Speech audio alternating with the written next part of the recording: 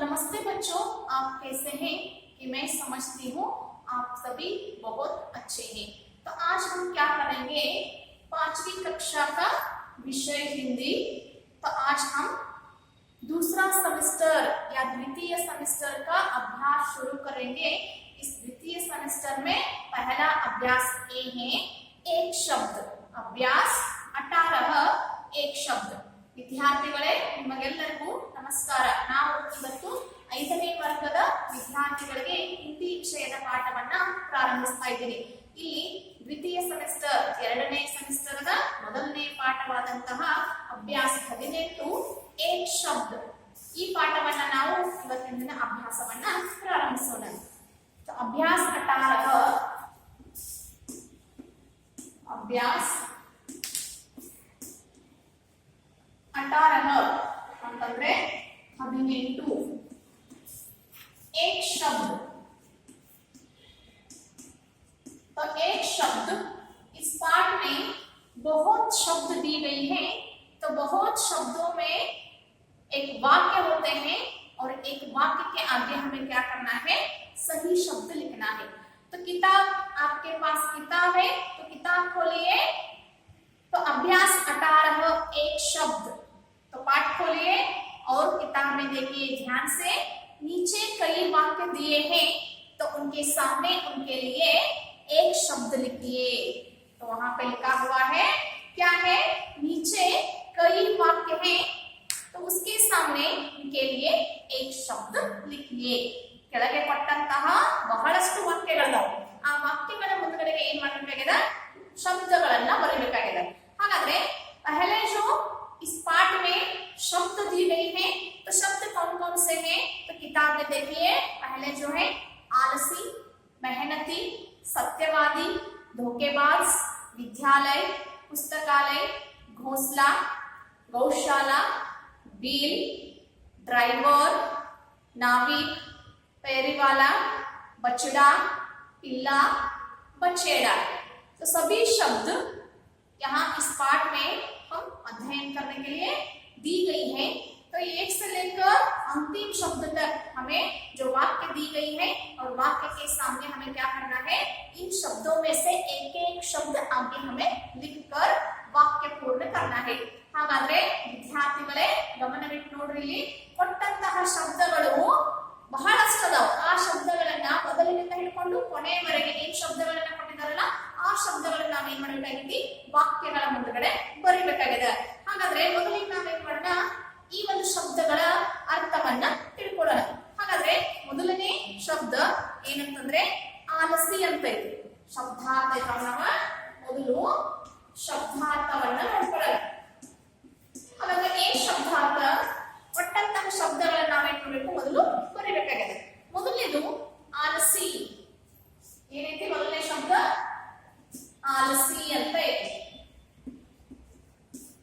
जो काम नहीं करता तो उनके लिए हम क्या कहते हैं, आलसी कहते हैं. आलसी ಇದರ ಅರ್ಥ ಆಲಸ್ಯ. ಯಾವ ಒಬ್ಬ ವ್ಯಕ್ತಿ ಕೆಲಸ ಮಾಡಂಗಿಲ್ಲ, ಪ್ರತಿನಿತ್ಯ ಸೋಂಬಾರಿಯಾಗಿರ್ತಾನಲ್ಲ, ಅವನಿಗೆ ನಾವೇನಂತೀವಿ, ಆಲಸಿ ಅಂತ ಕರಿತೇವೆ. ಹಾಗಾದ್ರೆ ಆಲಸಿ ಅಂದ್ರೆ ಸೋಮಾರಿ ಅಥವಾ ಆಲಸ್ಯ. ಇಲ್ಲ ಇದ್ರ ಬೇಡ ಅಂತಂದ್ರೆ ನೀವೇನ್ ಬರ್ಕೊಂಡು ಕನ್ನಡ ಅರ್ಥ ಸೋಮಾರಿ ಅಂತ ಬರ್ಕೋಬಹುದು. ಆಲಸಿ ಅಂತಂದ್ರೆ ಸೋಮಾರಿ, ಏನು ಕೆಲಸ ಮಾಡದೇ ಇರತಕ್ಕಂತ ವ್ಯಕ್ತಿಗೆ ನಾವು ಹಿಂದಿ ಒಳಗೆ ಏನಂತೀವಿ, ಆಲಸಿ ಅಂತ ಹೇಳ್ತೀವಿ. ಎರಡನೇದು मेहनती. दूसरा शब्द है मेहनती. मेहनती जो कौन व्यक्ति परिश्रम करता है तो उन व्यक्ति को हम क्या कहते हैं, मेहनती करते हैं. ಯಾವ ಒಬ್ಬ ವ್ಯಕ್ತಿ ಬಹಳಷ್ಟು ಕಷ್ಟ ಪಡ್ತಾನೋ, ಪರಿಶ್ರಮವನ್ನ ಮಾಡ್ತಾನೋ ಅವನಿಗೆ ನಾವೇನಂತೀವಿ, ಮೆಹನತಿ ಅಂತೀವಿ. ಹಾಗಾದ್ರೆ ಇದ್ರ ಕನ್ನಡ ಅರ್ಥ ಮೆಹನತಿ ಅಂದ್ರೆ ಪರಿಶ್ರಮಿ, ಕಷ್ಟ ಪಡುವವ, ಅವನಿಗೆ ನಾವೇನಂತೀವಿ, ಹಿಂದಿ ಒಳಗ ಮೆಹನತಿ ಅಂತ ಕರಿತೀವಿ. ಹಾಗಾದ್ರೆ ಮೂರನೇದು तीसरे जो है सत्यवादी. तीसरा कौन सा शब्द है, सत्यवादी. ಯಾವುದೇ ಎಷ್ಟೇ ಸಂದರ್ಭದಲ್ಲಿ ಕಷ್ಟತನ ಬಂದ್ರೂ ಸತ್ಯವನ್ನ ಮಾತನಾಡ್ತಾನೆ, ಅವನಿಗೆ ಏನಂತೆ ನಾವು ಸತ್ಯವಾದಿ ಅಂತ ಕರಿತೇವೆ. ಹಾಗಾದ್ರೆ ಕನ್ನಡ ಅರ್ಥ ಸತ್ಯವಂತ. सत्यवंत. और नंबर चार का शब्द है धोखेबाज। कौन सा शब्द है? धोखेबाज। धोखेबाज इस शब्द का जो अर्थ है ಮೋಸಗಾರ। धोखेबाज ಅಂತಂದ್ರೆ ಕನ್ನಡ ಅರ್ಥ ಮೋಸಗಾರ। और अगला शब्द है विद्यालय। कौन सा है शब्द? विद्यालय। विद्यालय इसका अर्थ है विद्या मंदिर, शाले। विद्यालय विद्या मंदिर। और अगला शब्द है तो देखिए पुस्तकालय। पुस्तकालय है इसका अर्थ ये है ಅಲ್ಲಿ ಕೇವಲ ನಮಗೆ ಕಾಣಿಸ್ತಾವ ಪುಸ್ತಕಗಳು ಕಾಣಿಸ್ತಾವ, ಪುಸ್ತಕ ಬಿಟ್ಟರೆ ಅಲ್ಲಿ ಏನು ಇರಂಗಿಲ್ಲ, ಜ್ಞಾನ ನಮಗೆ ನೀಡ್ತಕ್ಕಂತ ಸ್ಥಳ ಅದು। ಹಾಗಾದ್ರೆ ನಾವು ಪುಸ್ತಕಾಲಯ ಹಿಂದಿ ಒಳಗ ಅಂತಂದ್ರೆ ಕನ್ನಡ ಒಳಗೆ ಏನಂತೀವಿ? ಗ್ರಂಥಾಲಯ ಅಂತ ಕರಿತೀವಿ। ಹಾಗಾದ್ರೆ ಪುಸ್ತಕಾಲಯ, ಪುಸ್ತಕಾಲಯ ಇದರ ಕನ್ನಡ ಅರ್ಥ ಗ್ರಂಥಾಲಯ। ಹೌದು। ಅದರ ಮುಂದಿನ ಶಬ್ದ ಘೋಸ್ಲಾ। ಘೋಸ್ಲಾ ಅಂದ್ರೆ ಗೂಡು, ಪಕ್ಷಿಗಳು ವಾಸ ಮಾಡತಕ್ಕಂತಹ ಸ್ಥಳಕ್ಕೆ ನಾವು ಹಿಂದಿ ಒಳಗೆ ಏನಂತೀವಿ? ಘೋಸ್ಲಾ ಅಂತ ಕರಿತೇವೆ। ಹಾಗಾದ್ರೆ ಘೋಸ್ಲಾ ಅಂತಂದ್ರೆ ಗೂಡು, ಘೋಸ್ಲಾ ಅಂತಂದ್ರೆ ಗೂಡು ಅಂತ ಕನ್ನಡ ಅರ್ಥವನ್ನ ನಾವು ಹೇಳ್ತೀವಿ। ಹೌದು। ಗೌಶಾಲಾ, ಗೌಶಾಲಾ ಅಂದ್ರೆ ಆಕಳುಗಳನ್ನ ಸಾಕ್ತಕ್ಕಂತಹ ಒಂದು ಸ್ಥಳಕ್ಕೆ ನಾವೇನಂತೀವಿ? ಗೌಶಾಲಾ ಅಂತ ಕರಿತೇವೆ। ಹಾಗಾದ್ರೆ ಹಿಂದಿ ಒಳಗ ಗೌಶಾಲಾ ಅಂತ ಹೇಳಿದ್ರೆ ಕನ್ನಡದಲ್ಲಿ ಕೂಡ ನಾವು ಗೋಶಾಲೆ ಅಂತ ಕರಿತೇವೆ। ಹಾಗಾದ್ರೆ ಮುಂದಿನ ಶಬ್ದ ಗೌಶಾಲಾ ಅಂದ್ರೆ ಕನ್ನಡ ಅರ್ಥ ಗೋಶಾಲೆ ಅಂದ್ರೆ ಆಕಳುಗಳನ್ನ ಅಲ್ಲೇ ತಮ್ಮದೇ ಆದಂತಹ ಕೊಠಡಿಯನ್ನ ನಿರ್ಮಿಸಿರ್ತಾರೆ। ಯಾರಿಗೆ? ಆಕಳು। ಗೋ ಅಂದ್ರೆ ಆಕಳು, ಆಕಳುಗಳಿಗೆ ಅದಕ್ಕೆ ಬೇಕಾದ ಆಹಾರವನ್ನ ನೀಡ್ತಿರ್ತಾರೆ। ಅವುಗಳಿಗೆ ಏನಂತಂದ ಒಂದು ಪ್ರತ್ಯೇಕವಾದ ಕೊಠಡಿಯನ್ನ ನಿರ್ಮಿಸಿರ್ತಾರೆ, ಅದು ಗೋಶಾಲಾ। ಮುಂದಿನ ಶಬ್ದ ಬೀಲ್। ಬೀಲ್ ಅಂತಂದ್ರೆ ಇರುವೆ ಮತ್ತು ಹಾವುಗಳು ವಾಸಿಸ್ತಕ್ಕಂತ ಸ್ಥಳ ಇದು। ಹಾಗಾದ್ರೆ ಏನ್ ಹೇಳಿ ನೋಡೋಣ? ಅದು ಬೀಲ್ ಅಂತಂದ್ರೆ ಹುತ್ತ। ಬೀಲ್ ಅಂತಂದ್ರೆ ಕನ್ನಡ ಅರ್ಥ ಹುತ್ತ। ಹೌದು। ಹಾಗಾದ್ರೆ ಮುಂದಿನ ಏನೈತಿ? ಡ್ರೈವರ್। ವಾಹನಗಳನ್ನ ಚಲಾಯಿಸ್ತಕ್ಕಂತ ವ್ಯಕ್ತಿಗೆ ನಾವು ಹಿಂದಿ ಒಳಗೆ ಏನಂತೀವಿ? ಡ್ರೈವರ್ ಅಂತ ಕರಿತೀವಿ। ಹಾಗಾದ್ರೆ ಡ್ರೈವರ್ ಅಂತಂದ್ರೆ ಚಾಲಕ। ಡ್ರೈವರ್ ಇದರ अर्थ चालक। अगले जो शब्द है नाविक। नाविक शब्द का कन्नड़ अर्थ नाविक ही होते हैं। नाविक ಇದರ ಶಬ್ದ ಕನ್ನಡದಲ್ಲಿಯೂ ಕೂಡ ನಾವಿಕ ಅಂತಾನೆ ಆಗ್ತದೆ। पेरीवाला। पेरीवाला जो घूम घूम कर सौदा बेचता है तो उसे हम क्या कहते हैं? पेरीवाला कहते हैं। ಎಲ್ಲ ಕಡೆಗೆ ಅಡ್ಡಾಡಿ ಅಡ್ಡಾಡಿ ಮಾಡ್ತಕ್ಕಂತ ವ್ಯಾಪಾರಸ್ಥನಿಗೆ ನಾವು ಹಿಂದಿ ಒಳಗ ಪೇರಿವಾಲಾ ಅಂತ ಕರಿತೇವೆ। ಹಾಗಾದ್ರೆ ಪೇರಿವಾಲಾ ಅಂತಂದ್ರೆ ವ್ಯಾಪಾರಸ್ಥ।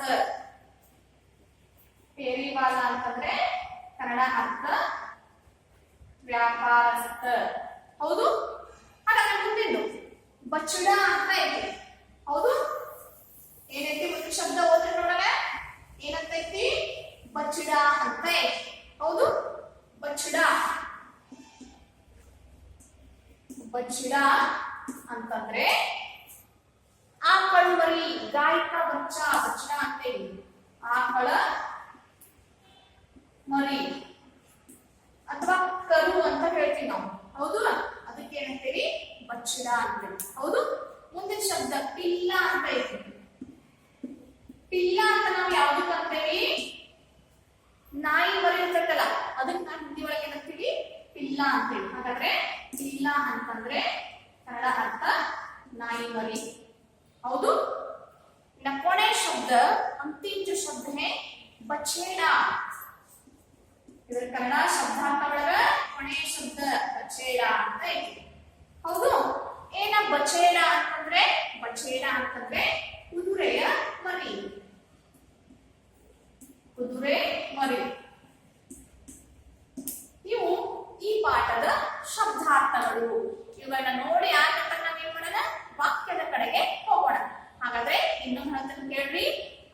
ಆಲಸಿ ಅಂತಂದ್ರೆ ಸೋಮಾರಿ, ಮೆಹನತಿ ಪರಿಶ್ರಮಿ, ಸತ್ಯವಾದಿ ಸತ್ಯವಂತ, ಧೋಕೆಬಾಜ್ ಮೋಸಗಾರ, ವಿದ್ಯಾಲಯ ವಿದ್ಯಾಮಂದಿರ, ಪುಸ್ತಕಾಲಯ ಗ್ರಂಥಾಲಯ, ಘೋಸಲಾ ಅಂತಂದ್ರೆ ಗೂಡು, ಗೋಶಾಲಾ ಅಂತಂದ್ರೆ ಗೋಶಾಲೆ, ಬೀಲ್ ಅಂತಂದ್ರೆ ಕುತ್ತ, ಡ್ರೈವರ್ ಅಂತಂದ್ರೆ ಚಾಲಕ, ನಾವಿಕ್ ಅಂತಂದ್ರೆ ನಾವಿಕ, ಪೇರಿವಾಲ ಅಂತಂದ್ರೆ ವ್ಯಾಪಾರಸ್ಥ, ಬಚಿಡ ಅಂತಂದ್ರೆ ಆಕಳು ಮರಿ ಅಥವಾ ಕರು, ಪಿಲ್ಲ ಅಂತಂದ್ರೆ ನಾಯಿಯ ಮರಿ, ಬಚೇಡ ಅಂದ್ರೆ ಕುದುರೆಯ ಮರಿ. ಹಾಗಾದ್ರೆ ನಾವೇನ್ ಮಾಡಿದ್ವಿ ಇವತ್ತ ಈ ಒಂದು ಅಭ್ಯಾಸ 18 ಏಕ್ ಶಬ್ದ ಈ ಪಾಠದ ಮೊದಲು ಶಬ್ದಾರ್ಥಗಳನ್ನ ನಾವು ಅಭ್ಯಾಸವನ್ನ ಮಾಡಿದ್ದೇವೆ. ಇನ್ನ ಪುಸ್ತಕದಲ್ಲಿ ನೋಡ್ರಿ ಎಲ್ಲ ವಿದ್ಯಾರ್ಥಿಗಳು ಮುಂದೆ ಕೊಟ್ಟಂತ ವಾಕ್ಯಗಳನ್ನ ಓದ್ತೀನಿ. ಏನ್ ವಾಕ್ಯಗಳದಾವು? अनेक शब्द एक तरफ है और दूसरे तरफ है एक शब्द। अनेक शब्दों को पढ़िए और उसके आगे हमें क्या करना है? एक एक शब्द लिखना है। पहले है इनमें से वाक्य, जो लड़का काम नहीं करता है, जो खूब मेहनत करता है, जो सच बोलता है, जो सबको धोखा देता है, जहां लड़के विद्या पढ़ते हैं, जहां से पुस्तक लेते हैं और पढ़ते हैं, चिड़ियों का घर, गायों के रहने की जगह, सांप का घर, जो बस या रेलगाड़ी चलाता है, जो नाव चलाता है, जो घूम घूम कर सौदा बेचता है, गाय का बच्चा, कुत्ते का बच्चा और अंतिम वाक्य है घोड़े का बच्चा। तो इन वाक्यों के सामने हमें क्या करना है? एक एक शब्द लिखना है। ಹಾಗಾದ್ರೆ ವಿದ್ಯಾರ್ಥಿಗಳೇ ನೋಡ್ರಿ, ಈ ವಾಕ್ಯಗಳನ್ನ ಶಬ್ದಗಳನ್ನ ನೀವು ಮನೆಯಲ್ಲಿ ಪ್ರತಿನಿತ್ಯ ಒಂದು ಪಾಠ ಆದ ನಂತರ ಆ ಪಾಠದ ಪ್ರಶ್ನೋತ್ತರ ಬರೋದು, ಆ ಪಾಠವನ್ನ ನೀವು ಪ್ರತಿನಿತ್ಯ ಓದಲೇಬೇಕು. ಹೀಗೆ ಮಾಡ್ಕೊಂತ ಹೋದ್ರೆ ಅಂದ್ರೆ ನಿಮ್ಗೆ ಯಾವುದೇ ರೀತಿಯ ತೊಂದರೆ ಬರಂಗಿಲ್ಲ. ಹಾಗಾದ್ರೆ ನಾವ್ ಏನ್ ಮಾಡ್ಬೇಕು? ಮೊದಲು ಶಬ್ದಗಳ ಅರ್ಥವನ್ನ ತಿಳ್ಕೋಬೇಕು, ಶಬ್ದಗಳನ್ನ ಕಂಠಸ್ಥ ಅಂದ್ರೆ ಕಂಠಪಾಠ ಮಾಡ್ಬೇಕು, ಆಮೇಲೆ ವಾಕ್ಯಗಳನ್ನ ಓದ್ತಾ ಹೋಗ್ಬೇಕು. ಇದಿಷ್ಟು ಇವತ್ತಿಂದು ಅಭ್ಯಾಸ. ಇನ್ನೇನ್ ಮಾಡೋಣ? ವಾಕ್ಯದ ಕಡೆಗೆ ಹೋಗೋಣ. ಜೋ ಲಡ್ಕಾ ಕಾಮ್ ನಹಿ ಕರ್ತಾ ಹೇ, ಒಬ್ಬ ಹುಡುಗ ಕೆಲಸವನ್ನ ಮಾಡಂಗಿಲ್ಲ ಅಂತಂದ್ರೆ ನಾವು ಮನೆಯಲ್ಲಿ ನಮಗೆ ಬಹಳಷ್ಟು ಕೆಲಸಗಳಿರ್ತಾವ. ತಂದೆ ತಾಯಿಗೆ ಹೆಲ್ಪ್ ಆಗೋಗುತ್ತೆ, ಇಲ್ಲ ಅಜ್ಜ ಅಜ್ಜಿಗೆ ಸಹಾಯವನ್ನ ಮಾಡ್ಬೇಕಾಗುತ್ತೆ. ಹಾಗಾದ್ರೆ ಇದೇನು ಮಾಡದೆ ಪ್ರತಿನಿತ್ಯ ಟಿವಿ ನೋಡೋದು, ಊಟ ಮಾಡೋದು, ಮಲಗಿಕೊಳ್ಳೋದು ಅಷ್ಟೇ ಮಾಡಿದ್ರೆ ಆ ವ್ಯಕ್ತಿ ಏನಂತೀವಿ? सोमारी अंतेवी। हौदु? जो लड़का काम नहीं करता है, जहां एक लड़का है या लड़की है तो दोनों में से काम नहीं करते हैं, तो उन लोगों के लिए हमें क्या कहते हैं? आलसी कहते हैं। तो देखिए किताब में पहला शब्द कौन सा है? आलसी है। तो हमें क्या करना है?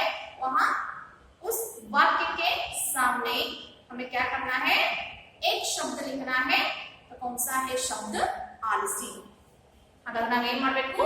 ವಾಕ್ಯದ ಮುಂದುಗಡೆಗೆ ಶಬ್ದಗಳನ್ನ ಬರೀಬೇಕು. ಮೊದಲನೇ ವಾಕ್ಯ ಏನೈತಿ ನೋಡೋಣ. एक तरफ अनेक शब्द और दूसरे तरफ एक शब्द. ಈ ರೀತಿ ಪುಸ್ತಕ ಒಳಗ ಹೆಡ್ಡಿಂಗ್ ಐತಿ ನೋಡ್ರಿ, ಕಾಣಿಸ್ತೈತಿ ನಿಮ್ಗೆ. ಹೌದು? ಹಾಗಾದ್ರೆ ಅದರಲ್ಲಿ ಏನ್ ಮಾಡ್ತೀವಿ ನಾವು? ಮೊದಲನೇ ವಾಕ್ಯವನ್ನ ನೋಡ್ತೀವಿ. ಮೊದಲನೇ ವಾಕ್ಯ, ಜೋ ಲಡ್ಕಾ काम नहीं करता, जो लड़का काम नहीं करता, जो लड़का काम नहीं करता है तो उसे हम क्या कहते हैं? आलसी कहते हैं। ಯಾರೋ ಒಬ್ಬ ವ್ಯಕ್ತಿ ಅಥವಾ ಯಾರೋ ಒಬ್ಬ ಹುಡುಗ ಕೆಲಸವನ್ನ ಮಾಡಂಗಿಲ್ಲಲ್ಲ ಅಂತಹ ಒಬ್ಬ ಹುಡುಗನಿಗೆ ನಾವು ಏನಂತ ಹೇಳ್ತೀವಿ? ಆಲಸ್ಯ, ಸೋಮಾರಿ ಅಂತ ಹೇಳ್ತೀವಿ. ಹೌದು?